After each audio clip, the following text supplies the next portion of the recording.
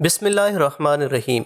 Urdu album پر videos دیکھنے اور سننے والے معزز ناظرین السلام علیکم۔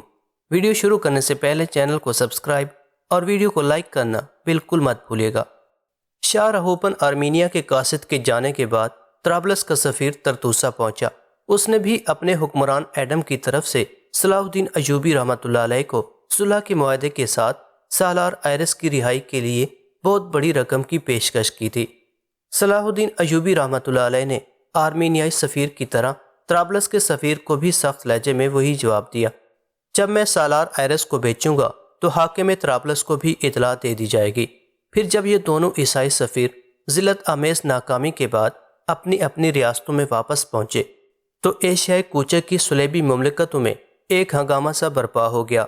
شاہ یروشلم ریمنڈ اپنے سر کے بال نوچ رہا تھا اور فرینکس کے سالار آئرس کا نام لے کر مغلظات پک رہا تھا، کیونکہ اس کے زور دینے پر ہی صلح نامے کے ٹکڑے کر کے مصر بھیجے گئے تھے، اور اپنی اسی توہین کا انتقام لینے کے لیے صلاح الدین ایوبی رحمۃ اللہ علیہ نے طرطوسہ پر قبضہ کر لیا تھا۔ فرینکس کی شکست فاش اور آئرس کی گرفتاری پر شروع میں تو ریمنڈ نے جشن کیف و نشاط منایا تھا کہ یہ زہریلا کانٹا ہمیشہ کے لیے اس کے راستے سے دور ہو گیا، مگر جب صلاح الدین ایوبی رحمۃ اللہ علیہ نے بھی صلح کی یہ شرط رکھی کہ ریمنڈ اپنے طرز عمل پر کھلے الفاظ میں معافی مانگے تو وہ پاگل سا ہو گیا۔ پھر ریمنڈ اسی بدحواسی کے عالم میں شہنشاہ بالڈون چہارم کے کمرے میں پہنچا، جہاں خاندان شاہی کے دیگر افراد بھی موجود تھے۔ جب ریمنڈ نے شہنشاہ بالڈون کے سامنے صلاح الدین ایوبی رحمۃ اللہ علیہ کی شرط پیش کی تو بالڈون اور شاہی خاندان کے تمام افراد نے بیک زبان کہا، چاہے تمہیں 1000 بار صلاح الدین ایوبی رحمۃ اللہ علیہ سے معافی مانگنی پڑے، مگر سالار آئرس کی رہائی بہت ضروری ہے۔ وہ اور تمام صلیبی فدائین ہمارا سب سے قیمتی سرمایہ ہیں۔ ایک بار پھر ریمنڈ کو شاہی خاندان کے سامنے ذلیل و خوار ہونا پڑا تھا۔ اگر اس میں ذرا بھی غیرت ہوتی تو وہ استعفیٰ دے کر یروشلم سے چلا جاتا، لیکن ریمنڈ انتہائی درجے کا بے حیا انسان تھا۔ اقتدار سے چمٹے رہنے کی خواہش نے اسے صلاح الدین ایوبی رحمۃ اللہ علیہ سے معافی مانگنے پر مجبور کر دیا تھا۔ سفارتی مہم جوئی ایک بار پوری طرح ناکام ہو چکی تھی، اس کا دوبارہ آغاز کیا گیا۔ اب کی مرتبہ آرمینیا اور طرابلس کے قاصدوں کے ساتھ یروشلم کا سفیر بھی طرطوسہ پہنچا۔ پھر طویل مذاکرات کے بعد صلاح الدین ایوبی رحمۃ اللہ علیہ کے درمیان یہ بات طے پا گئی کہ تمام عیسائی ریاستیں مل کر سالار آئرس کے فدیے اور توان جنگ کے طور پر 30 لاکھ دینار ادا کریں گے۔ تمام عیسائی سفیروں نے صلاح الدین ایوبی کے مطالبات مان لیے اور پھر طے پایا کہ سمیسات کے مقام پر آرمینیا، طرابلس، الجزیرہ موصل، حلب اور یروشلم کے حکمران جمع ہوں گے۔ اس کے بعد ایک نیا صلح نامہ تیار کیا جائے گا۔ یہ صلاح الدین ایوبی رحمۃ اللہ علیہ کی بڑی فتح تھی۔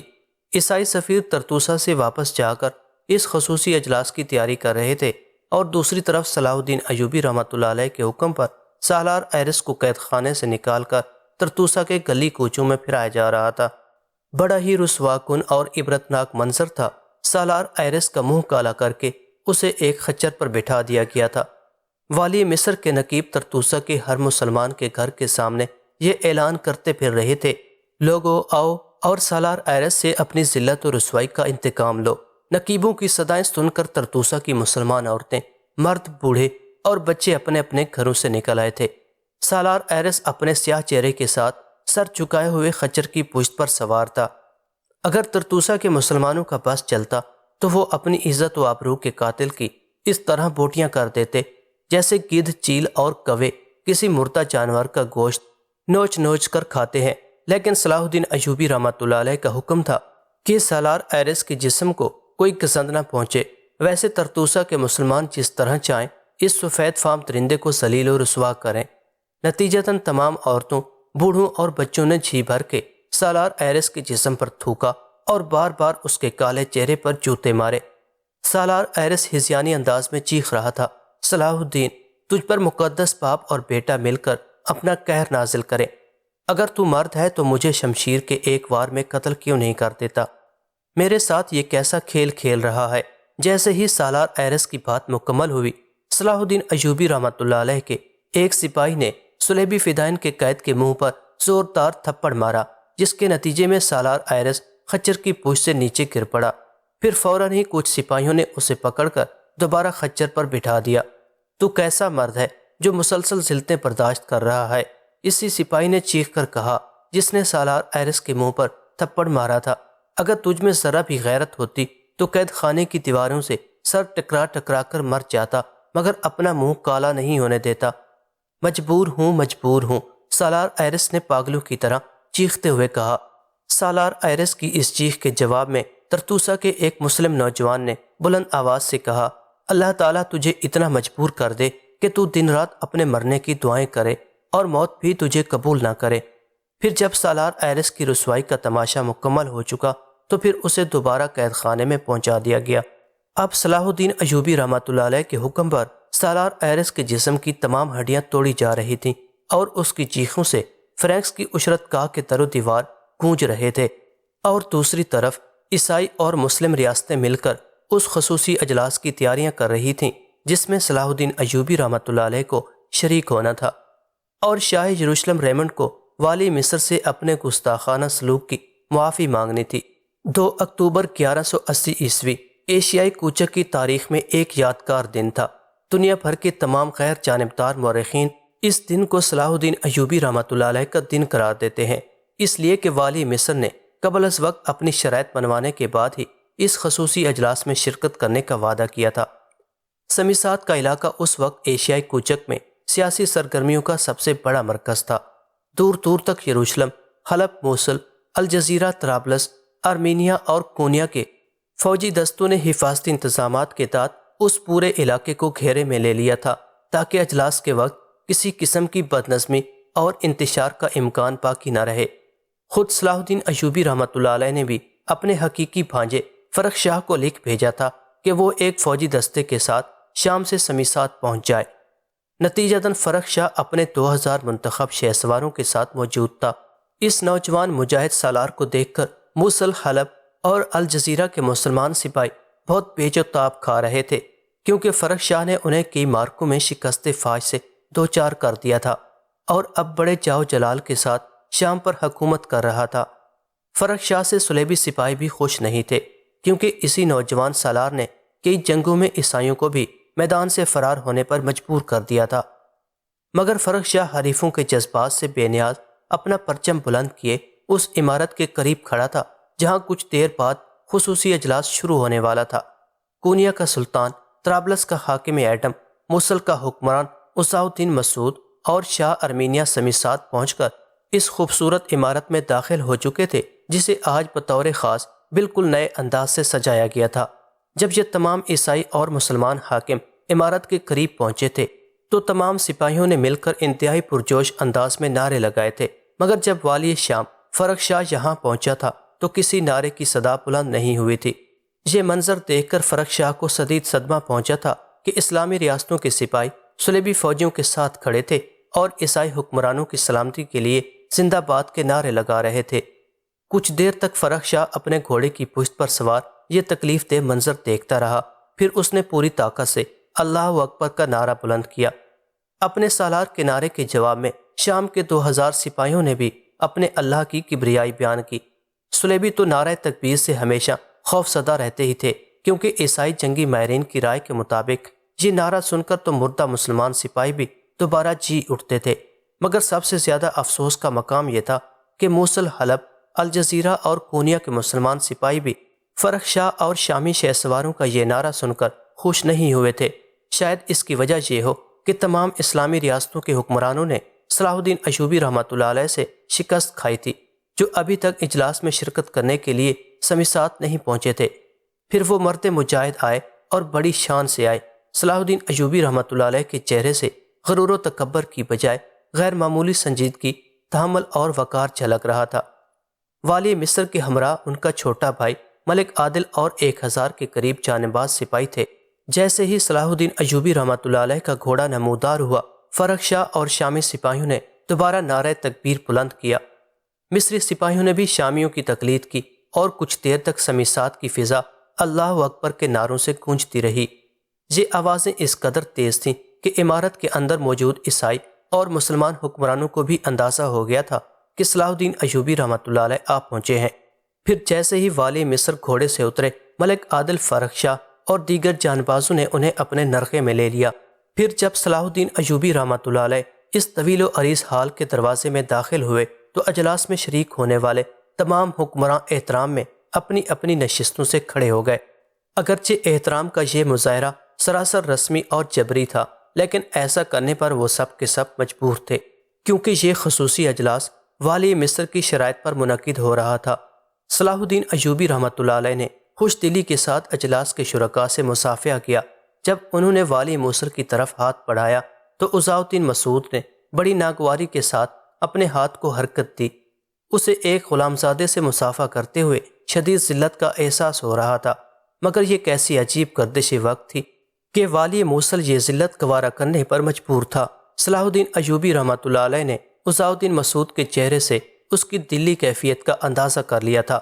پھر بھی والی مصر نے اعلیٰ ظرفی کا مظاہرہ کرتے ہوئے بآواز بلند کہا، میں اب بھی آپ کا احترام کرتا ہوں، اس لیے کہ آپ میرے محسن کے بھتیجے ہیں۔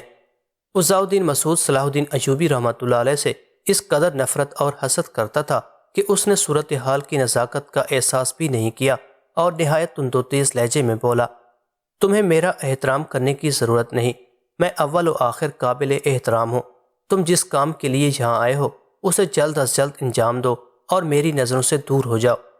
صلاح الدین ایوبی رحمۃ اللہ علیہ نے والی موصل عزاء الدین مسعود کے اس تحقیر آمیز سلوک کو بڑی مشکل سے برداشت کیا اور ضبط و تحمل کا دامن ہاتھ سے نہیں چھوڑا۔ پھر بھی انہوں نے حاکم طرابلس ایڈم اور شاہ ارمینیہ رہوپن کو مخاطب کرتے ہوئے کہا، اس اجلاس میں شرکت کرنے کے لیے مجھے آپ جیسے معزز حضرات کی طرف سے کئی دعوت نامے موصول ہوئے تھے، اس کے بعد میں سمیسات پہنچا ہوں۔ پھر بھی اگر شرکائے اجلاس کی نظر میں میری حیثیت بن بلائے مہمان جیسی ہے تو میں کوئی شکایت کیے بغیر ترتوسہ واپس جا رہا ہوں۔ صلاح الدین ایوبی رحمۃ اللہ علیہ کی بات سن کر اجلاس میں موجود تمام حکمراں اور سیاسی نمائندے گھبرا گئے۔ والی موصل عزاء الدین مسعود کی بدتمیزی نے اجلاس کی ساری فضا ہی مقدر کر دی تھی۔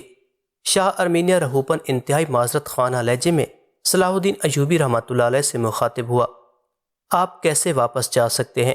اگر چلے گئے تو پھر اس اجلاس کی صدارت کون کرے گا؟ یہ کہہ کر شاہ ارمینیہ رہوپن مڑا اور والی موصل سے مخاطب ہوا، عزاء الدین کیا آپ اپنے ہوش میں نہیں ہیں؟ شاہ ارمینیہ کا لہجہ تلخ بھی تھا اور تیز بھی۔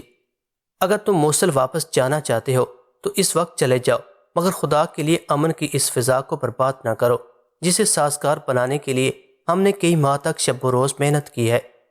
والی موصل واپس کیسے جاتا؟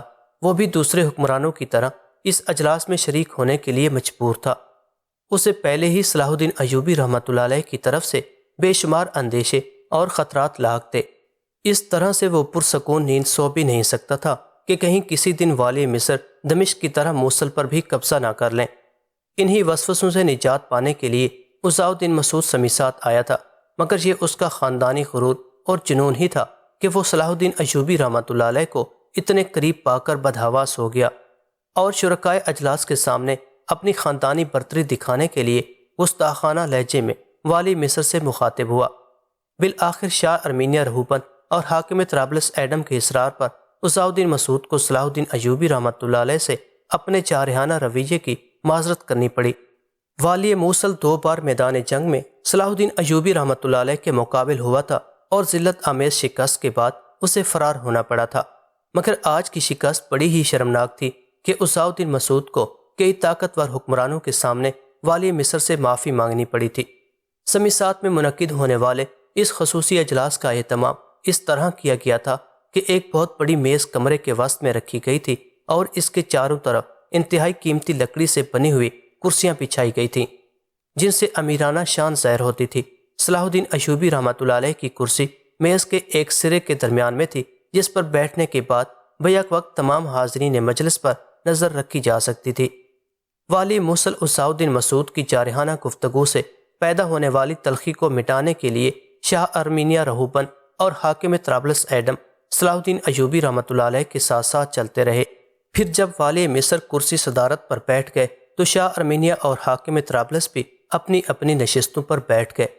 اجلاس کا آغاز صلاح الدین ایوبی رحمۃ اللہ علیہ نے چند آیات قرآنی سے کیا جن سے اللہ تعالیٰ جل جلالہ کی وحدانیت اور پیغمبر اسلام صلی اللہ علیہ وسلم کے رحمت عالم ہونے کا اظہار ہوتا تھا۔ ان مخصوص آیات مقدسہ کی تلاوت سے والی مصر کا ایک مقصد یہ بھی تھا کہ وہ عیسائی حکمرانوں تک اسلام کی صلح پسندی اور رواداری کا پیغام پہنچا سکیں۔ اس دوران میں وسیع اور اس حال کے در و دیوار پر گہرا سناٹا طاری رہا۔ پھر صلاح الدین ایوبی رحمۃ اللہ علیہ یکایک اپنی نشست سے اٹھ کھڑے ہوئے۔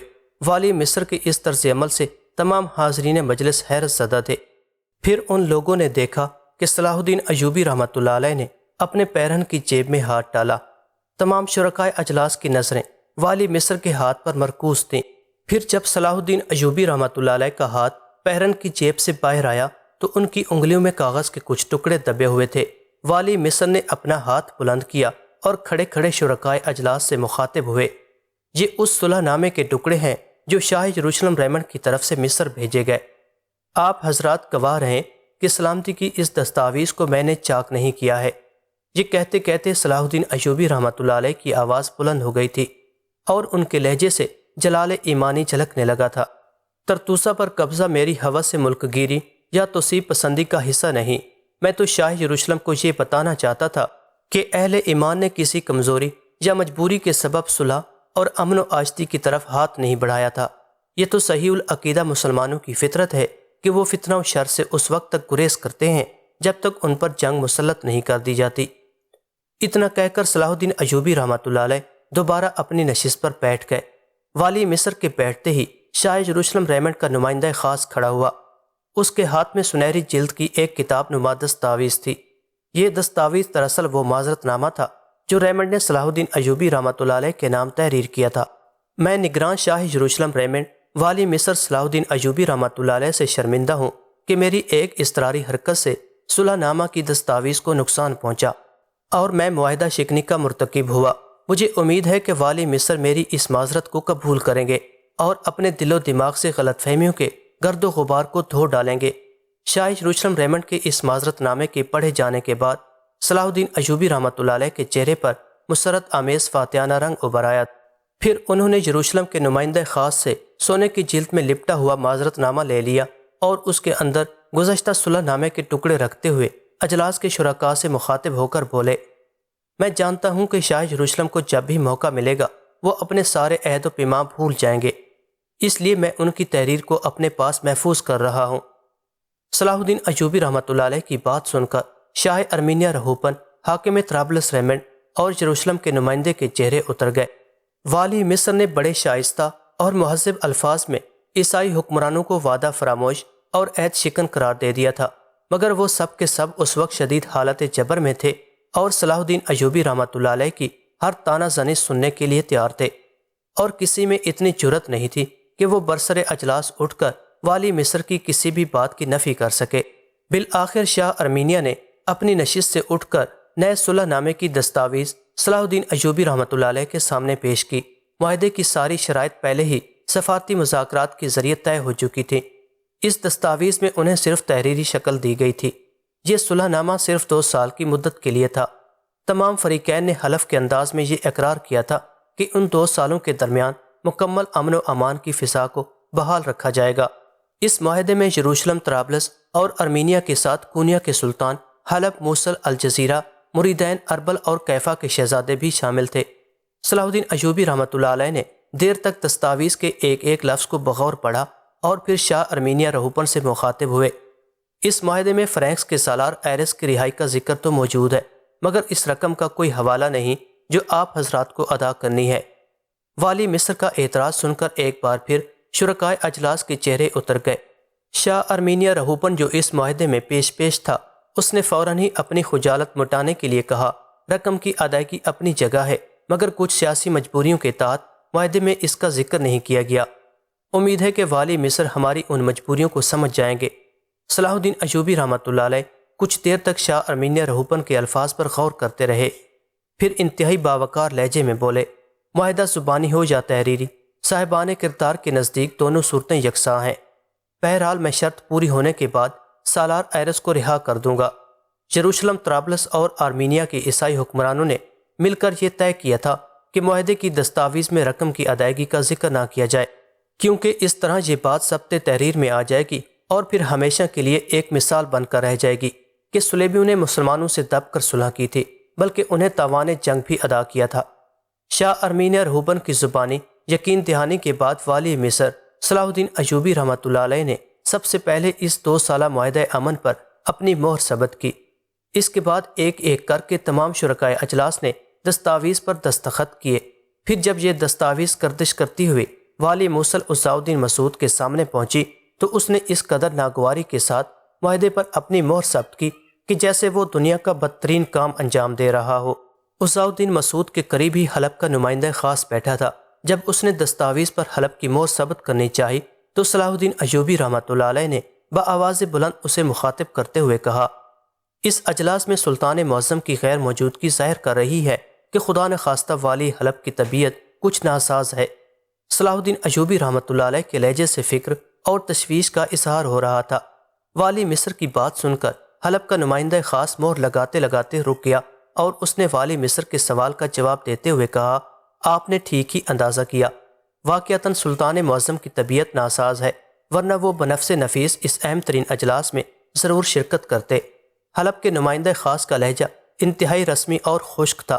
اس نے جان بوجھ کر جھوٹ بولا تھا۔ سلطان ملک صالح قصداً سمیسات نہیں آیا تھا کہ وہ کسی ایسے اجلاس میں شریک ہو ہی نہیں سکتا تھا کہ جس کی صدارت ان کا غلام صلاح الدین ایوبی رحمۃ اللہ علیہ کر رہے ہوں۔ اس لیے سلطان ملک صالح نے بڑی ہوشیاری سے خود کو بیمار ظاہر کر کے اپنا دامن بچا لیا تھا۔